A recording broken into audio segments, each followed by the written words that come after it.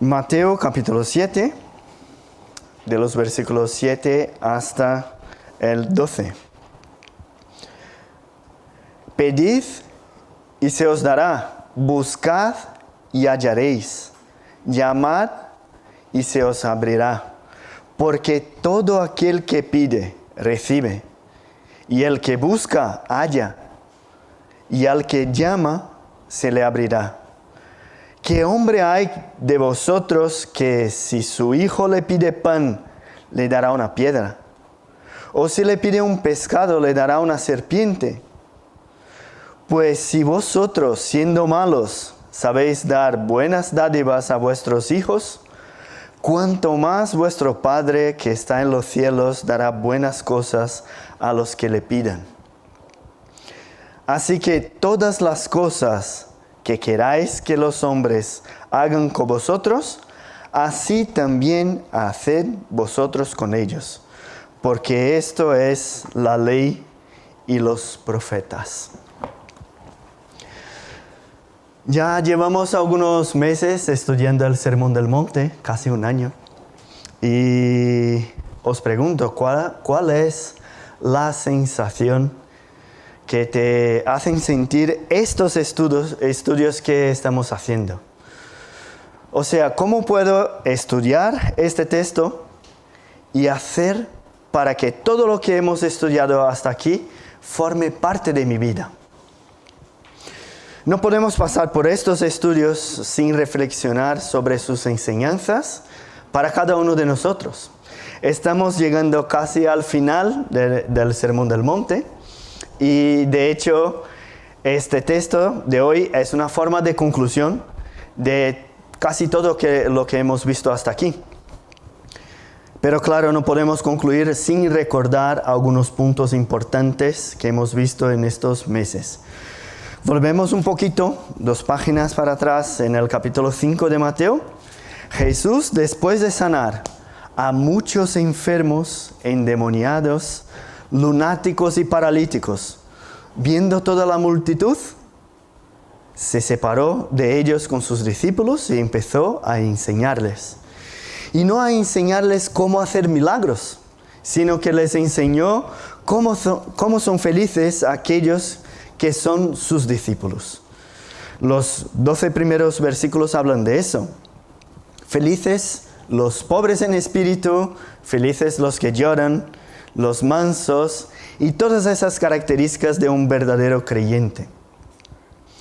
Y la verdad es que cuando reconocemos algunas de esas características en nosotros, nos alegramos también. Sabemos, como está aquí, que nuestro galardón o nuestra recompensa en los cielos es grande. Y este cambio interior se refleja en el mundo exterior. Sazonamos y alumbramos la tierra. Dios preserva la tierra por medio de los suyos, así como hace la sal en la comida. Y por medio de nuestra vida, alumbramos el mundo con la predicación del Evangelio, también con nuestro testimonio. Y Jesús nos enseña que eso no es un conocimiento nuevo, porque Jesús no vino para abolir la ley, para romper con las enseñanzas de los profetas, sino que vino para cumplir la ley. Tanto que empieza a enseñarnos la interpretación adecuada de los mandamientos en el versículo 17 del capítulo 5. Y para aquellos que pensaban que cumplían cada uno de los mandamientos, al mirar la forma adecuada de interpretarlos, resulta que es imposible no romper por lo menos uno de ellos cada día. Imposible. Seguro que aquí nadie, entre nosotros, aquí nadie ha matado a una persona en la vida. Pero enojarse con el hermano, a lo mejor todos nosotros.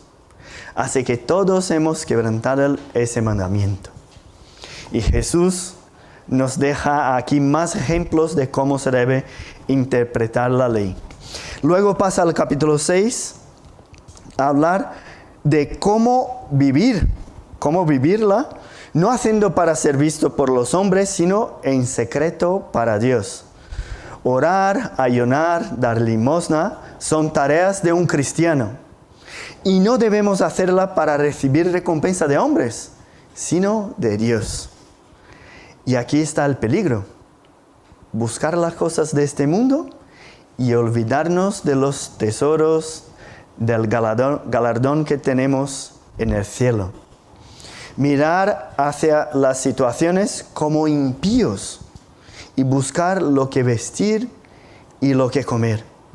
Juzgar al hermano con nuestra justicia, que es tan torpe que no reconoce ni nuestros propios pecados.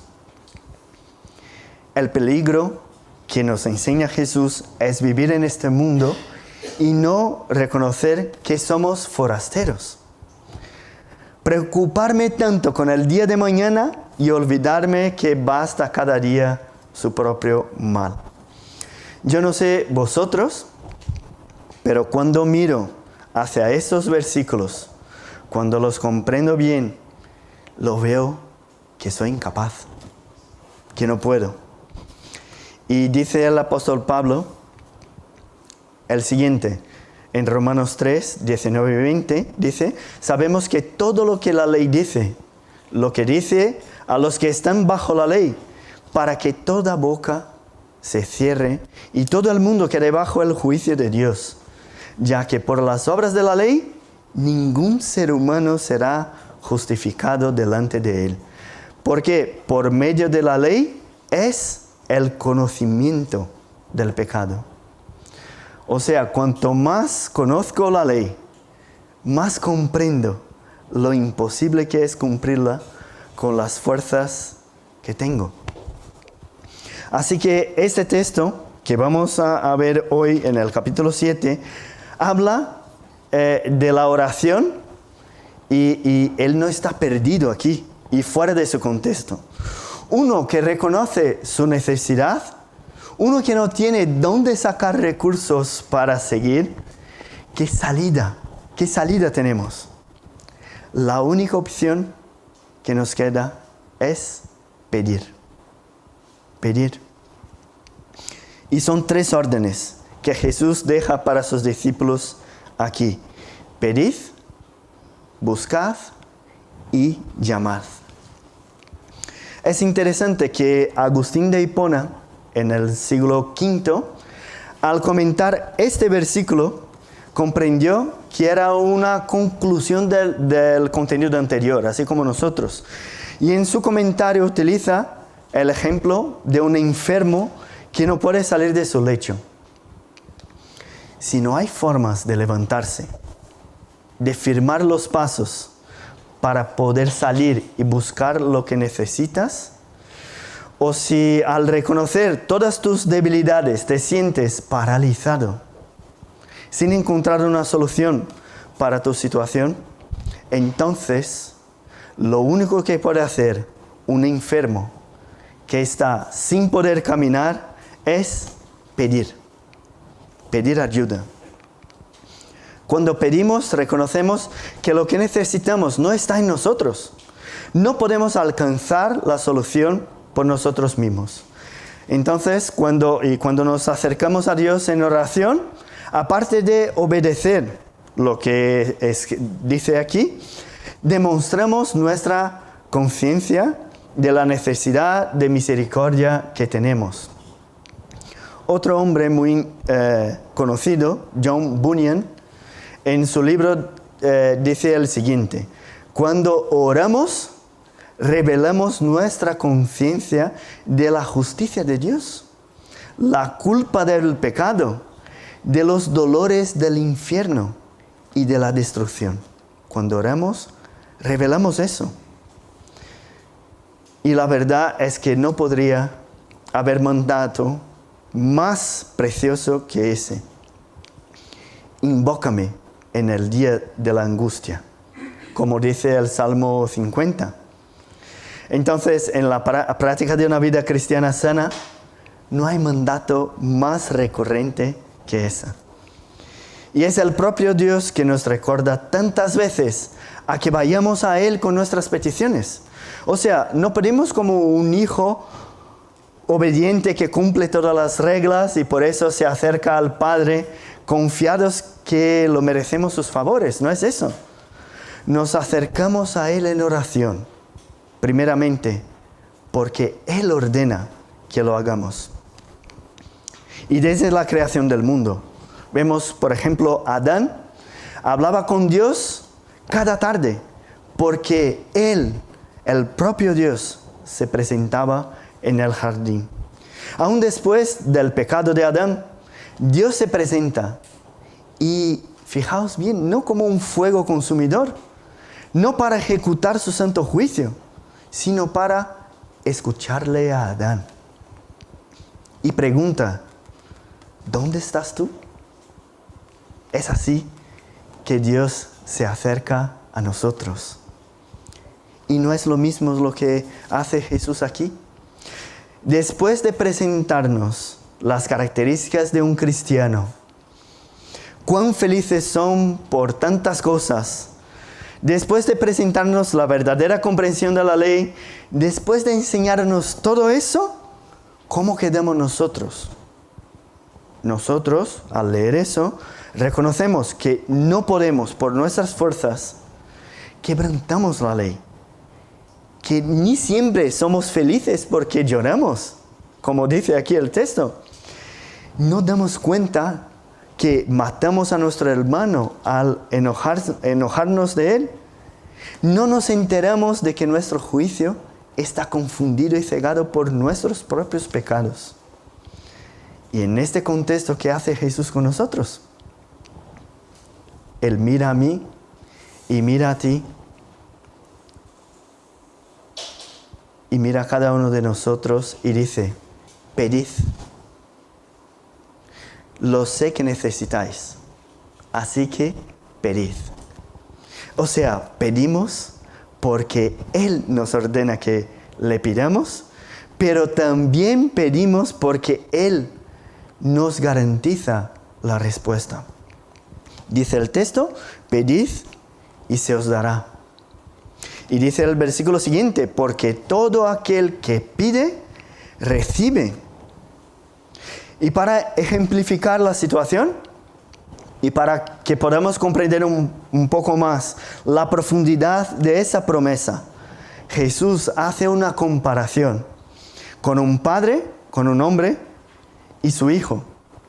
Y dice aquí en los versículos 9 al 11, ¿qué hombre hay de vosotros que si su hijo le pide pan, le dará una piedra? ¿O si le pide un pescado, le dará una serpiente? Pues si vosotros, siendo malos, sabéis dar buenas dádivas a vuestros hijos, cuanto más vuestro Padre que está en los cielos dará buenas cosas a los que le pidan.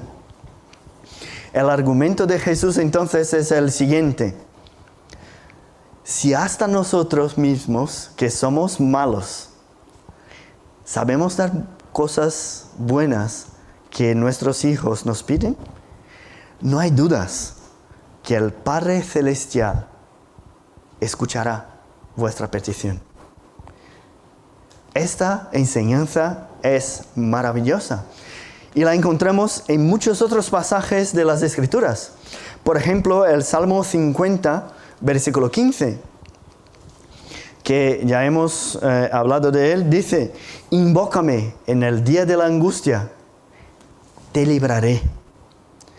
Otro pasaje, Jeremías 33, 3, dice, clama a mí y yo te responderé y te enseñaré cosas grandes y ocultas que tú no lo conoces. Otro pasaje, el Salmo 5 que hemos estudiado el viernes de la semana pasada, dice David que clamó a Dios y se quedó esperando.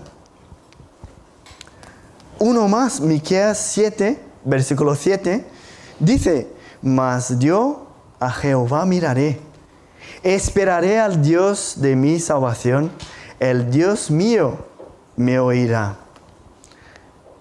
Jesús repite ese mismo conocimiento aquí y dice, todo aquel que pide, recibe. Mis hermanos, ¿cuál es la importancia de esa promesa para nosotros? Uno puede pensar que esa promesa nos garantiza que tendremos todo lo que queremos, como un hijo mimado del padre que pide los juguetes y los recibe solo porque el padre no sabe cómo decirle que no. Pero no es esto lo que el texto nos enseña. No podemos sacar ese versículo de su contexto, porque aquí el contexto es la vida cristiana. Es la aplicación de la ley y de los profetas en la práctica. Cuando leemos a la vez los capítulos 5 y 6 de Mateo y los primeros versículos del 7, la sensación es que no somos capaces de huir de estas amenazas de las riquezas, por ejemplo, o que no podemos confiar plenamente en la provisión de Dios, o entonces que no tenemos formas de sacar la viga de nuestro propio ojo. No sé si es así con vosotros, pero cuando leo eso veo, no soy capaz. Y en este contexto, Jesús nos dice que todo aquel que pide, recibe. Incluso este mismo contenido, en el Evangelio según Lucas, capítulo 11, versículo 13, dice el siguiente: pues si vosotros, siendo malos, sabéis dar buenas dádivas a vuestros hijos, fijaos bien, aquí es igual, cuanto más vuestro Padre Celestial, y aquí viene la diferencia, dará el Espíritu Santo a los que se lo pidan. Es el poder del Espíritu Santo lo que necesitamos para poder vivir de acuerdo con la ley y los profetas. Por lo tanto, en esta tarde, si reconoces una dificultad con la ira y al enojarte con tu hermano quebrantas la ley, Jesús te dice, pide y recibirás. Recibirás poder de Dios para vencer tu ira pecaminosa. O si juzgas mucho a tus hermanos y no puedes salir de esa situación, Jesús te dice, pide y recibirás. Si alguno tiene falta de sabiduría, pídela a Dios, el cual da a todos abundantemente sin reproche, y le será dada. Ni aun los hombres malos rehúsan dar lo que es bueno a sus hijos. ¿Cómo nuestro Padre Celestial rehusaría darnos su Santo Espíritu? Si llegamos aquí, podemos pensar, no, espera un poco. Hemos visto el resumen del Sermón del Monte y recordando los detalles nos quedamos con vergüenza de nuestros pecados. Nos miramos hacia nosotros mismos y pensamos que no es posible dejar la ira, la mirada codiciosa o las ganas de recibir recompensa de los hombres. Sin embargo, aquí nos dice que si lo pedimos, Dios nos dará. Lo que nos lleva a concluir que no tenemos por qué no pedir. ¿Por qué no pedimos? Lo que necesitamos entonces es una vida de oración. La oración no como la de los escribas y de los fariseos, sino que la oración sincera. Es eso lo que necesitamos.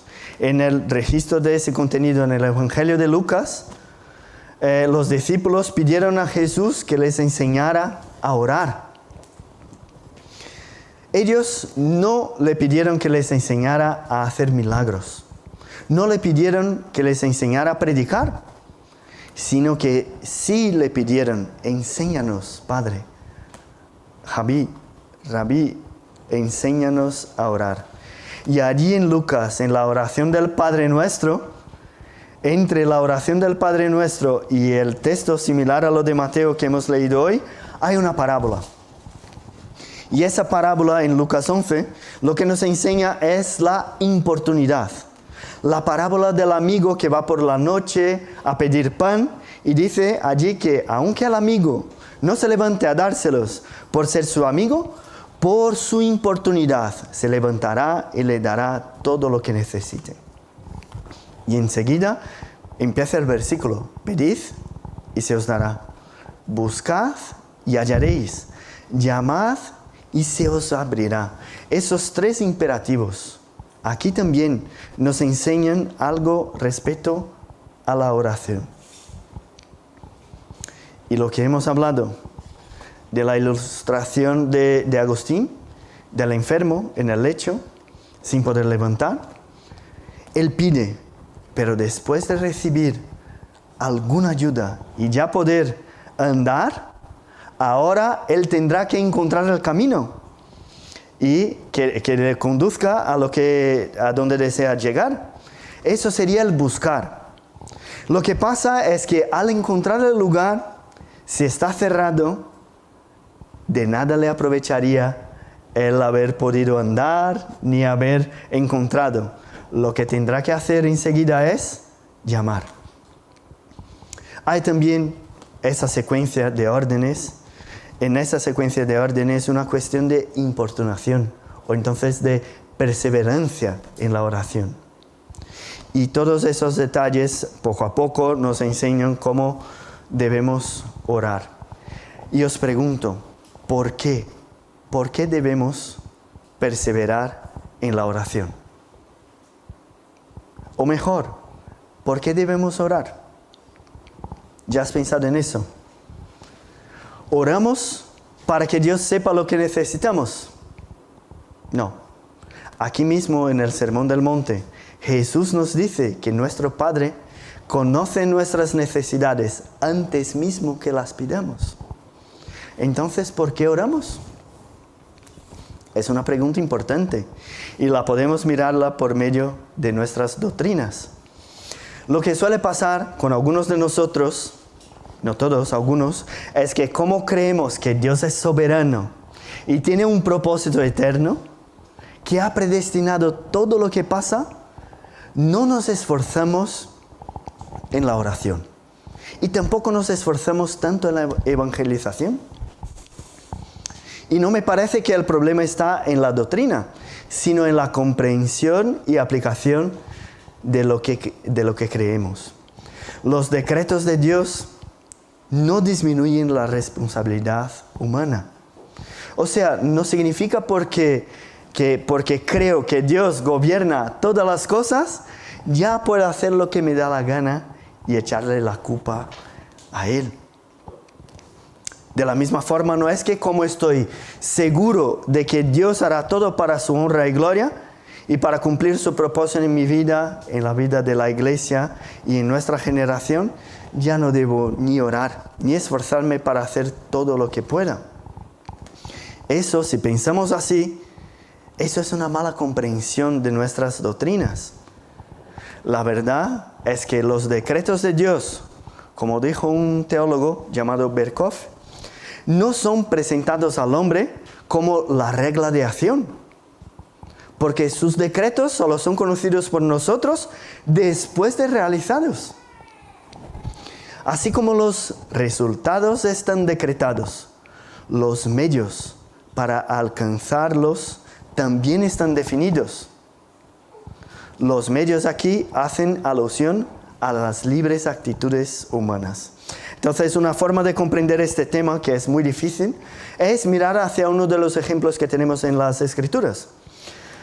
Por ejemplo, estaba decretado que todos los que estaban en el navío con el apóstol Pablo serían salvados, ¿no? Estaba decretado. Eso es cierto que iba a pasar. Pero había una condición, que era que nadie saliera del barco. Así que en el momento que comprendo que el decreto vincula los medios a los resultados, si creo que Dios obra de esa manera, eso debería ser un incentivo al esfuerzo y no un desestímulo. Fijaos bien, si mis actitudes y sus resultados hacen parte del decreto de Dios, puedo concluir que si Dios me está empujando para orar por la plantación de una iglesia en Aranjuez, por ejemplo, es porque Él lo hará. Los medios y los resultados. Eso debería darme cada vez más ganas de orar por este tema, creyendo que Dios obrará por medio de mis oraciones también. Porque así como los resultados, los medios están decretados. Hay un versículo en Efesios 2:10, dice que fuimos creados en Cristo Jesús para buenas obras, las cuales Dios preparó de antemano para que anduviésemos en ellas. El resultado está decretado, pero tiene total relación con el medio, con los hechos de la vida humana. Otra historia que nos ayuda a comprender eso es el pueblo de Dios que estaba en el Egipto, como hemos leído en nuestra liturgia. Esclavos de Faraón, sufriendo. Os pregunto, ¿estaba en los decretos de Dios sacar su pueblo de Egipto y manifestar su gloria a todas las naciones? Sí, seguramente que estaba. Pero dicen los versículos 23 a 25 de Éxodo 2 que hemos leído, dice el siguiente: los hijos de Israel gemían a causa de la servidumbre y clamaron, y subió a Dios el clamor de ellos con motivo de su servidumbre. Y oyó Dios el gemido de ellos, y se acordó de su pacto con Abraham, Isaac y Jacob. Y miró Dios a los hijos de Israel, y los reconoció Dios. Dios es el que en vosotros produce, en todos nosotros, produce así el querer como el hacer, por su buena voluntad. Eso significa que Dios decidió, en su libre voluntad, en su libre soberanía, cumplir sus decretos, sus planes, por medio de nosotros. Os pregunto, ¿nos podría Dios darnos sin que pidamos? Una pregunta importante. La respuesta es sí, claro. Y de hecho hay cosas que recibimos sin que pidamos, porque Él conoce nuestras necesidades. Dentro de esas cosas que no pedimos y recibimos, está la gracia común, aquella que reciben los creyentes y no creyentes. Aquella que habla en el versículo 45 de Mateo 5, allí dice que nuestro Padre Celestial hace salir su sol sobre malos y buenos, y hace llover sobre justos e injustos. Pero no es esto que estamos hablando aquí. No es de gracia común. El tema de este texto es la gracia especial, aquella separada para aquellos que son hijos de Dios. Y aplicando este tema, que es muy profundo, de los decretos en la oración, podemos ver que ella es fruto de la gracia especial de Dios. La oración es fruto especial de la gracia especial de Dios. Y dijo un pastor que la oración también es un instrumento de Dios para poseernos las bendiciones y el gozo de su alianza con nosotros. La oración es un instrumento de Dios para que podamos poseer las bendiciones y el gozo de su alianza con nosotros. Y ese es un tema que aparece muchas veces en las Escrituras. Santiago dice, por ejemplo, no tenéis lo que deseáis porque no pedís. Pedís y no recibís porque pedís mal para gastar en vuestros deleites.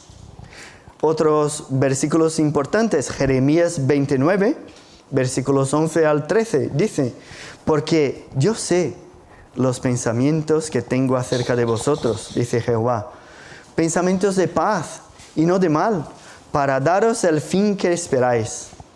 Entonces me invocaréis, y vendréis y oraréis a mí, y yo os oiré. Y me buscaréis y me hallaréis, porque me buscaréis de todo vuestro corazón. Nos quedamos maravillados con las palabras de Jesús. Que Dios es este, que no solamente habla con nosotros, sino que nos escucha. Y encima de escucharnos, actúa por medio de nosotros. Él sabe dar buenas cosas. Es su Santo Espíritu a los que piden. Si tú todavía no tienes una relación personal con ese Dios, pide a Él, porque todo el que pide, recibe. El que busca, halla. El que llama, se le abrirá. Y Jesús, llegando casi al final de este texto, concluye estos versículos haciendo un resumen de la ley y los profetas. Eso nos demuestra que el tema de la oración tiene total relación con todo lo que estamos hablando en estos últimos domingos. El versículo 17 del capítulo 5 dice, de Mateo, dice que Jesús no vino para negar la ley y los profetas, sino que para cumplir. Y ahora, como conclusión de todo este bloque, dice que todo eso de la ley se cumple por la regla de oro. ¿Y qué es la regla de oro? Esta regla de oro, algo parecido a eso, aparece en casi todas las culturas, todas las filosofías, religiones, como una regla fundamental. De nuestro último versículo, ¿no? Del 12. Todas las cosas que queráis que los hombres hagan con vosotros, así también haced vosotros con ellos. Lo que debemos preguntarnos es, ¿cuál es la diferencia de la regla de oro de Jesús al compararse con las otras? ¿Y cuál es la relación de esta regla con el texto que estamos estudiando? Hay fórmulas de esta regla que son positivas, como la de Jesús, y otras que son negativas. Confucio, 500 años antes de Cristo, utilizaba la forma negativa y decía, no haga a los demás lo que no quieras que te hagan a ti. Pero esa no es la diferencia principal, sino que la gran diferencia entre la regla de oro de Jesús y la del mundo es el resultado deseado. La filosofía comprende que esta regla de oro funciona porque ella resulta en una buena vida, porque hay recompensa para una actitud que hace el bien al otro. O sea, el interés en hacer el bien es recibir lo que es bueno. A eso llamamos también utilitarismo. La regla de oro de Jesús nos enseña, Jesús nos enseña no tiene nada que ver con eso. El contexto aquí habla de nuestra relación con el Padre Celestial. Jesús nos está enseñando a amar a Dios y a hacer las cosas para Él y a no mirar hacia los hombres. Lo que nos hace comprender que separar el amor al prójimo del amor a Dios no hace ningún sentido. Es eso lo que hace el mundo, no nosotros. Conocemos, por ejemplo, otros textos bíblicos que nos hablan del resumen de la ley y los profetas, y el resumen es el amor. Amamos al prójimo como a nosotros mismos, y por eso hacemos las cosas a los hombres como queremos que hagan con nosotros. Y esa es la principal diferencia entre la regla de oro del mundo y la de Cristo. Ahora, ¿cuál es la relación entre el hecho de recibir lo que pedimos de nuestro Padre Celestial y esta regla? Es simple. Uno que reconoce todo el amor que recibe de Dios, toda la enseñanza y dirección que Dios nos da por medio de su santa ley? Uno que ama a Dios y hace tesoros en el cielo y no en la tierra. Uno que sirve a Dios y no a las riquezas. Uno que no se preocupa por el día de mañana, porque cree que el Padre Celestial sabe sus necesidades. Que es el mismo que pide y recibe, que busca y encuentra, que llama y es contestado. Esta persona que ama a Dios sobre todas las cosas, seguramente amará al prójimo como a sí mismo, cumpliendo la ley y los profetas. Pero lo que el texto nos enseña es que solo es posible hacer a los hombres o que queremos que hagan con nosotros si nuestro corazón está descansado en Él, está seguro en aquel que cumplió la ley y los profetas. O sea, si mi esperanza está en mi propia justicia, la regla de oro resulta en oro falso, ya que no pasa de una forma de recibir lo que me hará bien. Sin embargo, si mi esperanza está en la justicia de Cristo, aquel que cumplió la ley, en el poder del Espíritu Santo que recibo cuando pido, en el amor que recibo del Padre, que no es malo, sino que es mi Padre Celestial, la regla de oro es forjada en oro incorruptible. Esta regla de oro brilla porque refleja la gloria de Dios, y es por eso que pido y recibo. Porque no pido para mi propio deleite, sino que pido de todo mi corazón. Al meditar en esta maravillosa promesa de Cristo, me vienen dos sentimientos al corazón. Y puede que compartas conmigo la misma sensación. La primera sensación que me viene es de tristeza. ¿Por qué todavía no disfruto de esa promesa con tanta intensidad? O sea, ¿por qué no me dedico tanto a la oración? ¿Por qué no pido si Jesús me garantiza que recibiré? Thomas Watson dijo que Cristo estuvo más dispuesto a ir a la cruz que nosotros al trono de gracia. Conozco la teoría, pero muchas veces no la aplico en mi vida. Él dice, clama a mí y yo te responderé. Pero es posible que no clamamos porque creemos que Él ya conoce todas las cosas, así que no hace falta orar tanto.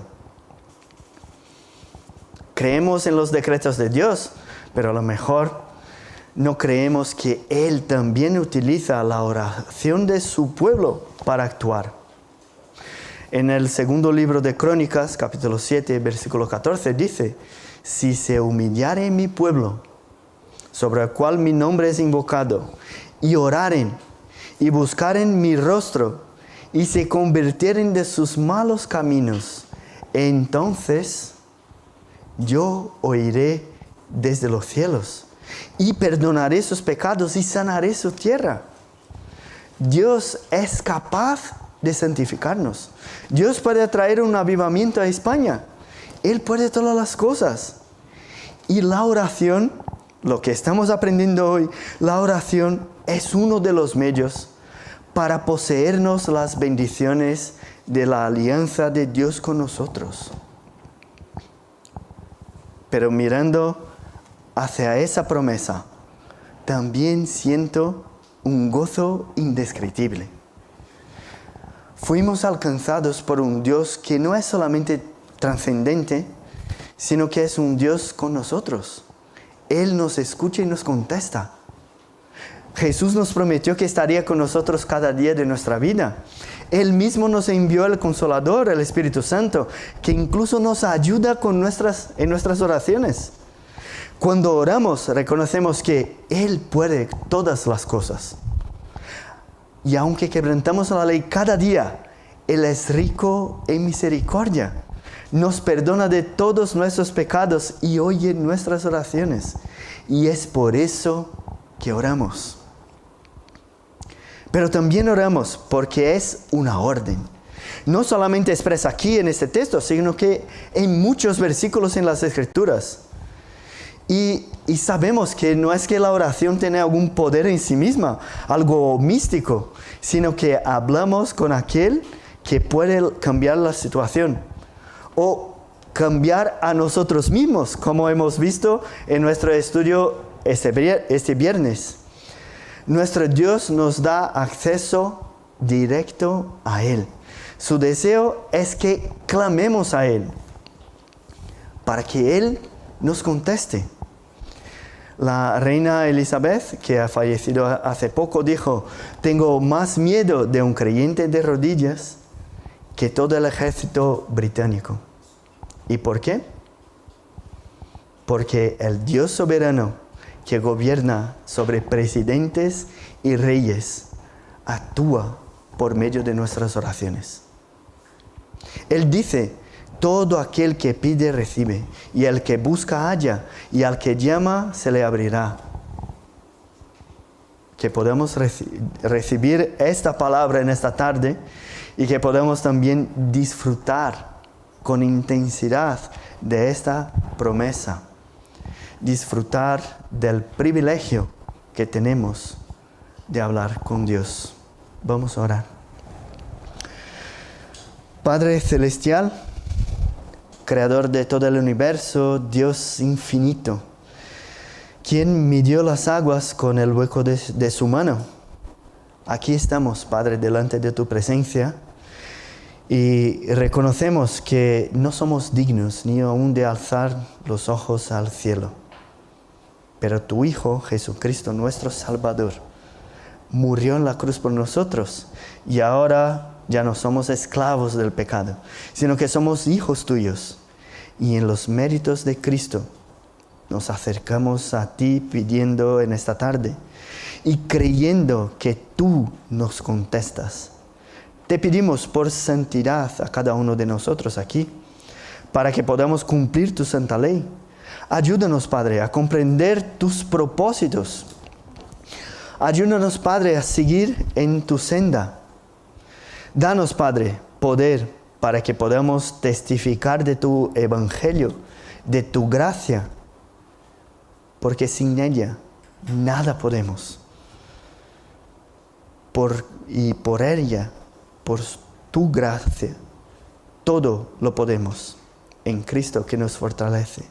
Danos, Padre, más ganas de orar, más fe en tus promesas, pues oramos en esta tarde en el nombre de Jesús.